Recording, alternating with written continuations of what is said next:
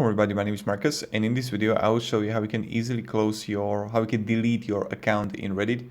Because right now in Reddit applications, you won't be able to do that. When you go to settings and you're trying to find, like, going down below and everywhere, you won't able to find it. So what do you need to, even in account settings, you won't be able to find it. What you need to do is to go like to Chrome or whatever, and then go to reddit.com, right? And go to top right button and click here desktop site, right? Right when you here, you're gonna see have a desktop site, and you can only cancel it here. So right top corner, again to profile.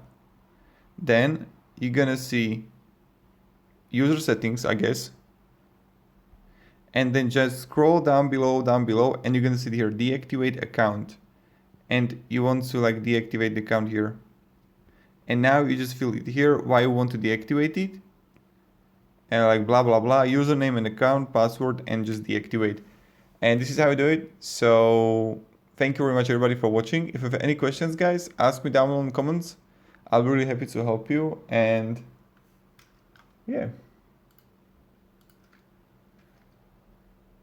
have a great day and goodbye.